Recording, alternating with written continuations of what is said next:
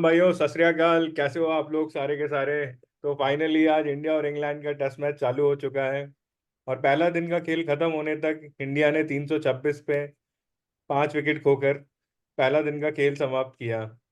आज इंडिया की पारी में बहुत ही शानदार सेंचुरी रोहित शर्मा की और उसके बाद रविंद्र जडेजा की आई। रोहित शर्मा ने शानदार 131 रन बनाए। उसके अलावा रविंद्र जडेजा भी 110 रन पे नॉट आउट है। उसके अलावा सरफराज ने आज डेब्यू करते हुए बहुत ही बेहतरीन पारी खेली और 62 रन की पारी खेल के वो रन आउट हुए।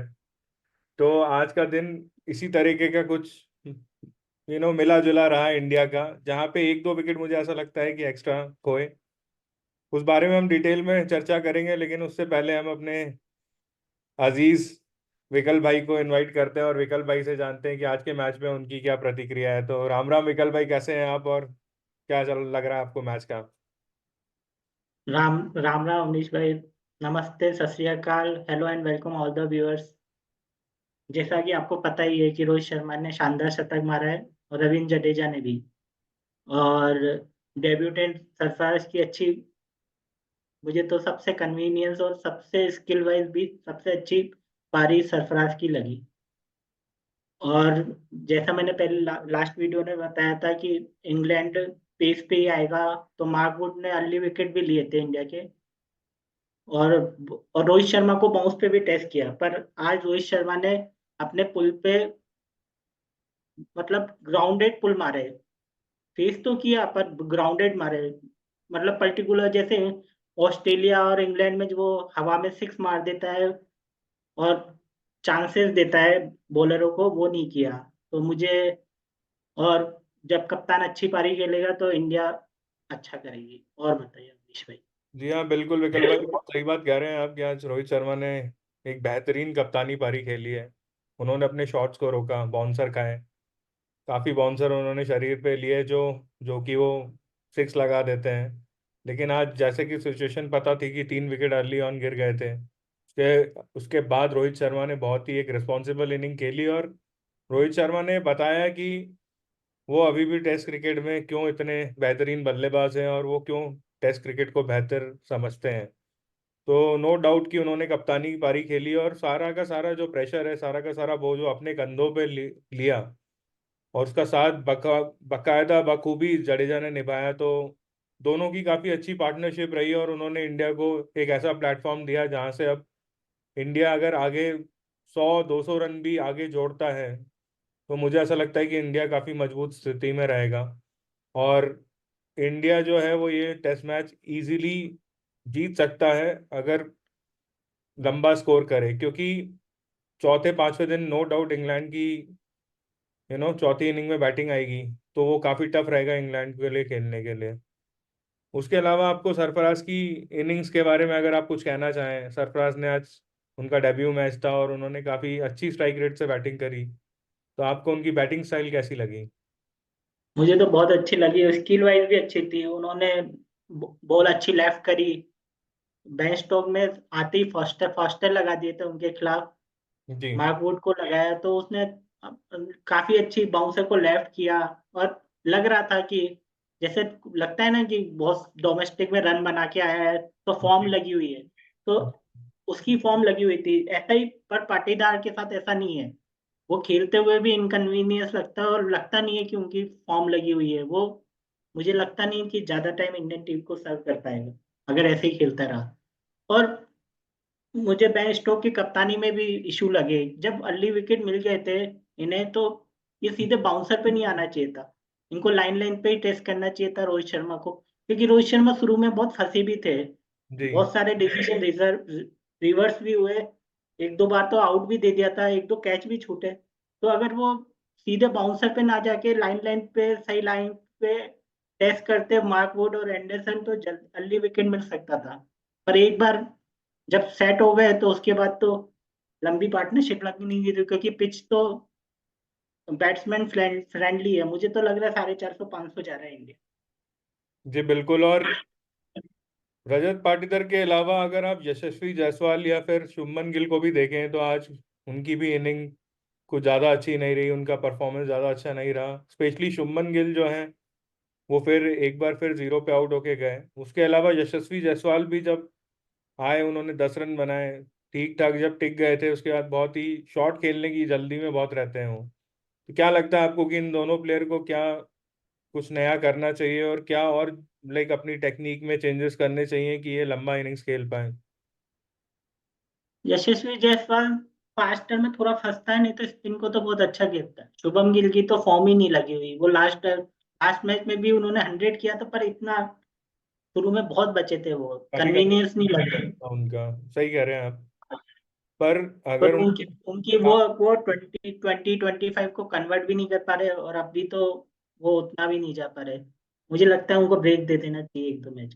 क्योंकि आप काफी इनिंग्स हो गई, अगर आप उनका 100 हटाएं तो उन्होंने पिछले साल 100 ऑस्ट्रेलिया के खिलाफ मारा था, लास्ट जो मारा था, उसके बाद जितनी भी इनिंग्स उन्होंने खेली है उसमें उनका कोई परफॉर्मेंस नहीं है, और बहुत ही जल्दी आउट होके चले जाते हैं। तो शुभमन गिल के पास एक आखिरी मौका ये मुझे लगता है कि सेकंड इनिंग में अगर उन्हें बैटिंग करने का मौका मिलता है तो वही एक इनिंग होगी जिसमें उसे उन्हें वापस से परफॉर्म करना पड़ेगा, और अपनी टीम में जगह बनाने के लिए उन्हें ये परफॉर्मेंस देनी ही होगी। उसके अलावा क्या लगता है कि रजत पाटीदार को, जैसे कि अब हम दूसरा टेस्ट मैच खिला चुके हैं और 3 इनिंग्स अभी तक वो खेल चुके हैं, तो अगर वो चौथे इनिंग पे भी नहीं परफॉर्म कर पाते तो क्या लगता है आपको कि आप देवदत्त पाटिकल को आते हुए देखते हैं, लाइक आपको लगता है कि उन्हें लेना चाहिए चौथे टेस्ट मैच में? परफॉर्मेंस तो है नहीं, पर अगर चांस दे रहे हैं तो एक और चांस दे दे। नहीं तो वो देवदत्त पाटीदार तो स्पिन को भी अच्छा खेलते हैं। मैंने जी। उनकी बैटिंग देखी है। वो स्पिन को अच्छा खेलते हैं, उनके साथ भी फास्टिंग बॉलिंग में इशू है बस। बाकी तो स्पिनर आप को तो बहुत चौथे अच्छा टेस्ट खेलते मैच में वापस पाटीदार को एक मौका देना चाहेंगे, या फिर आप देवदत्त पाटिकल को खिलाना चाहेंगे? हैं। मैं होता तो देवदत्त पाटीदार के साथ जाता। और इंडियन टीम ने एक अच्छा डिसीजन लिया कि कुलदीप यादव को खिला लिया। अक्षर भाई पटेल काफी अच्छा को। डिसीजन था। बहुत कम हाँ लग रहा था, लेकिन ये हाँ। डिसीजन इनके काम आ सकता है, इनको हेल्प हेल्प दे सकता है डिसीजन की कुलदीप यादव को खिलाने का।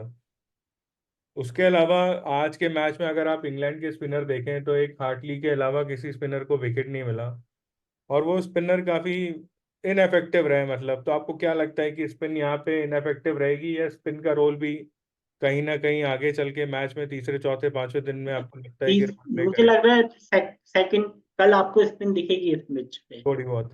और हाँ, और तीसरे चौथे दिन में तो ये बहुत ही ज्यादा टर्न करेगा। बिल्कुल सही कह रहे हैं आप, क्योंकि ये पिच जो है ये हर और थोड़ा किसी। अनइवन बाउंस होता जाएगा, क्योंकि गुजरात राजकोट में भी बहुत गर्मी है, तो पिच थोड़ा फटेगा तो अनइवन बाउंस भी होगा। और लग रहा था थोड़ी बहुत तो रिवर्स स्विंग मुझे दिख रही थी, पर उन्होंने ज्यादा ट्राई नहीं किया। और कैप्टेंसी भी अच्छी नहीं थी। जी बिल्कुल। उसके अलावा अगर आप कल की न्यूज़ देखें तो कल जय शाह ने ये अनाउंस कर दिया है कि रोहित शर्मा जो है वो ही नेक्स्ट T20 वर्ल्ड कप जो जमाइका, वेस्ट इंडीज और यूएसए में खेला जाएगा, वेस्ट इंडीज और यूएसए में जो खेला जाएगा, उसमें भारत की कप्तानी करेंगे, और भारत को वर्ल्ड कप जिताने में इस बार वापस से रोहित शर्मा का हाथ होगा। और बहुत ही कॉन्फिडेंस के साथ कल जय शाह ने ये बात बोली है। तो आपको क्या लगता है कि क्या हार्दिक पांड्या इस टीम के वाइस कैप्टन रहेंगे, विराट कोहली इस टीम में रहेंगे कि नहीं रहेंगे, और क्या ओवरऑल आपको लगता है कि इस डिसीजन से अब क्या क्या इम्पैक्ट होंगे, लाइक आपको? नहीं, एक क्लियरिटी तो आ गई। नहीं तो ग्रुप बन रहे थे, हार्दिक ग्रुप, जी। हार्दिक पांड्या ग्रुप, रोहित शर्मा, अब क्लियरिटी हो गई। और बीसीसीआई अब स्ट्रॉन्ग डिसीजन ले रहा है, मुझे तो ऐसा लग रहा है। मुझे लग रहा है ईशान किशन पे भी वो स्टिक एक्शन लेने के मूड मूड में है जी। Indian management. और क्लियर मैसेज दे दिया है उन्होंने, श्रेयस अय्यर, राहुल, की भाई आप डोमेस्टिक खेलो, नहीं तो आपकी जगह नए बंदे आ जाएंगे, यंगस्टर को चांस मिलेगा। उनका जो मैंने सुना है कि बातें ऐसी भी चल रही है कि उनका जो कॉन्ट्रैक्ट है वो भी कैंसिल किया जा सकता है बीसीसीआई द्वारा, अगर वो डोमेस्टिक नहीं खेलते हैं तो। हाँ। और ये बहुत ही अच्छा मैसेज बीसीसीआई ने सेंड किया है कि भाई आपके जो कप्तान हैं T20 वर्ल्ड कप के वो रोहित शर्मा ही रहेंगे, तो उन्हीं के इर्द गिर्द ये टीम रहेगी। लेकिन आपको क्या लगता है कि विराट कोहली का सिलेक्शन T20 टीम में हो पाएगा, या उनके लिए अभी कॉल लेना लेना बाकी है? क्योंकि कल नहीं, जो वो तो टीम। क्लियर क्लियर कट आ रहे हैं टीम में, पर उनको खुद को सोचना है कि वो खेलना चाहते हैं कि नहीं चाहते। नहीं, जैसा कि उन कल जय शाह ने बोला कि प्रेस कॉन्फ्रेंस में उन्होंने बोला कि विराट ने 15 साल में पहली बार अपने पर्सनल वर्क के लिए छुट्टी मांगी है और हम उसका सम्मान करते हैं। तो वहां से मुझे बोर्ड की तरफ से तो कोई प्रॉब्लम नहीं लग रही है विराट कोहली के साथ। लेकिन आपको ऐसा लगता है कि कहीं बोर्ड और विराट कोहली में कुछ अनबन है, या कुछ लाइक बन नहीं रहा है, कुछ ऐसा भी हो सकता है, कुछ निकल के आए, या फिर आपको लगता है कि विराट कोहली सीधा सीधा T20 की टीम में रहेंगे? T20 की टीम में तो रहेंगे, पर वो अगर ऐसे ही वो लीग छुट्टियां लेते रहेंगे तो उनको दिक्कत आने वाली है, क्योंकि रूल अगर बनेंगे तो सबके लिए एक बनेगा। नहीं, तो पर उसमें रूल जो है वो तो जब बनेंगे जब आपके कुछ आने वाले टाइम पे कुछ टूर्नामेंट्स हों। अभी तो आने वाले टाइम पे आपको पता ही है कि आईपीएल स्टार्ट होने वाला है, और उसी के बाद जस्ट वर्ल्ड कप है। तो T20 वर्ल्ड कप के लिए तो जो क्राइटेरिया है बड़े खिलाड़ियों का, वो आईपीएल ही रह गया है। हाँ, तो वो तो T20 की तो मोर और लेस सेम ही टीम जाएगी, सारे सीनियर खिलाड़ी खेलेंगे, जी। क्योंकि बीसीसीआई भी चाहता है कि आईसीसी इवेंट जीते हैं। बहुत टाइम हो गया, और जेसा ने कल बोला भी कि हम इस बार 100% देंगे और इस बार इंडिया में ही आएगा world T20 cup. World cup. तो इस उन्होंने बार साफ स्क्रिप्ट साफ बोला है। तो इस बार स्क्रिप्ट लिखी जा चुकी है, मतलब आपके हिसाब से जय शाह ने स्क्रिप्ट लिख दी है इंडिया के जीतने की? अगर ऐसा ही होता तो लास्ट वाला इंडिया वाला ही आ जाता। नहीं, इस बार तो लेकिन एकदम पक्का ही बोल दिया ना कि वर्ल्ड कप आएगा ही हाँ, आएगा। उन्होंने प्रेस कॉन्फ्रेंस में तो ऐसे ही बोला है कि इस बार इंडिया का वर्ल्ड कप। तो देखिए, अगर समझदार को इशारा ही काफी है, अगर इंडिया जीतता है तो फिर आप समझ जाना जो हम कहना तो चाहते हैं। तो उसके वे तो उसके अलावा न्यूजीलैंड और साउथ अफ्रीका के बीच में जो टेस्ट मैच खेला जा रहा है, आज तीसरे दिन का खेल खत्म हुआ, और उसमें न्यूजीलैंड ने अपनी दूसरी इनिंग की पारी 40 पे 1 पे खत्म करी, जिसमें उन्होंने पहला विकेट जो है वो डेवन कॉनवॉय का लूज किया, और अभी भी न्यूजीलैंड 227 रन से पीछे है। तो उन्हें 227 रन चाहिए टेस्ट मैच जीतने के लिए साउथ अफ्रीका के खिलाफ, जो कि एक बहुत ही अच्छा इंटरेस्टिंग टेस्ट मैच हो सकता है मेरे हिसाब से। और क्योंकि साउथ अफ्रीका की ये यंग टीम है, तो 227 रन को अगर ये डिफेंड कर लेती है तो ये भी एक मिराकल ही होगा एक प्रॉपर न्यूजीलैंड टीम के साथ मैच जीत रहे हैं, मैं सपोज। उसके अलावा जो बाकी खेल की खबरें हैं, उसमें आज साउथ अफ्रीका वुमेन का ऑस्ट्रेलिया वुमेन से टेस्ट मैच चालू हुआ है, जिसमें पहली इनिंग में साउथ अफ्रीका की जो वुमेन्स टीम है वो ओनली 76 रनों पे आउट हो गई। उसके जवाब में ऑस्ट्रेलिया की वुमेन्स टीम ने 251 पे 5 रन बना लिए हैं, और वो 175 रन की लीड में है अभी। तो ये कुछ टेस्ट मैचेस हैं जो और भी चल रहे हैं इंडिया इंग्लैंड के अलावा। तो विकल्प भाई, जाने से पहले मैं आपसे ये जानना चाहूंगा कि कल इंडिया का क्या स्कोर रहेगा, और क्या इंडिया 500 के ऊपर ये टारगेट बना पाएगा और लीड दे पाएगा अच्छी? हाँ, मैं टू 250 450 और 500 के बीच में मुझे लग रहा है इंडिया जाएगा। और फिर लास्ट सेशन मुझे लगता है इंडिया इंग्लैंड को बैटिंग कराएगा। और क्या लगता है आपको कि स्पिनर में कौन मेन किरदार निभाएगा इस बार इंडिया की तरफ से? यश यश अश्विन विकेट लेगा, और जडेजा का तो होम ग्राउंड है। मुझे जी। नहीं लगता कि इंग्लैंड जीत पाएगा। मुझे लग गया कि इंग्लैंड ने 90% लॉस कर दिया ये मैच, टेस्ट मैच। पर जैसा कि आप जानते हैं कि इंग्लैंड की जो बैटिंग लाइनअप है वो चले तो चांद तक वरना शाम हाँ, तक। तो हाँ, तो वो तो अगर मैंने पहले ही बोला रहा हूँ कि टॉप 3 में रन किए तो ही इंग्लैंड थोड़ा कमबैक कर पाएगा, नहीं तो बहुत दिक्कत हो जाएगी।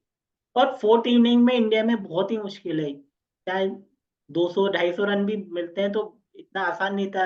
अनइवन बाउंस रहता है, रिवर्स स्विंग भी देखने को मिलती है, और स्पिनर तो वो बहुत टन डिपेंड होती करता है है। कि इंडिया कैसी बॉलिंग करता है पहले इनिंग में, हाँ, उसके ऊपर बहुत डिपेंड करेगा, क्योंकि अगर पिच फ्लैट ही रहा और इंडिया के स्पिनर्स को भी टर्न नहीं मिला, तो फिर सारा का सारा दामोदार फिर वापस से बुमराह पे आ जाएगा। तो वो डिपेंड नहीं, करता है स्किल कि पे भी हमारे डिपेंड spinner रहता है। ये सब कहते हैं कि ओनली पॉजिटिव इंटेंट और रिजल्ट आना चाहिए। बात बात सही है, 90% रिजल्ट आना चाहिए, पर टेस्ट मैच ड्रॉ भी एक रिजल्ट ही है। अगर आप अच्छा खेलते हो तो आप अच्छा खेलते हैं तभी तो सस्टेन कर पाते हो 5 दिन। तो वो पिच कैसा भी हो, पर 5वें दिन खेलना आसान नहीं रहता। वो उस केस में फिर इंग्लैंड के लिए अच्छा हो जाएगा अगर वो ड्रॉ करा जाएंगे, क्योंकि इंडिया में अगर आके भी इंडिया अगर ड्रॉ ही करा रहा है तो मेरे हिसाब से वो इट्स इक्वल टू डिफीट मुझे तो लग होना। रहा है फोर्थ फोर्थ डे पे रिजल्ट आ जाएगा, ज्यादा चलेगा नहीं, क्योंकि इंग्लैंड तो मैंने बताया ना, हाई रिस्क में टेस्ट मैच खेलता है। वो तो बहुत खुला खेलता है, वो तो अपॉर्चुनिटी देता ही है। सरफराज के बारे में मैं एक और कहना चाहूंगा कि जब मैं गेम देख रहा था तो सरफराज जो है वो फास्ट बॉलरों को बहुत अच्छा खेल रहे थे, जो उनके कहा जाता है कि उनकी बाउंस में जो कमजोरी है। तो मैंने हम्म। जितना सरफराज का गेम देखा उसमें उन्होंने बहुत ही पेशेंटली बॉलों को छोड़ा, बॉलों को डक किया।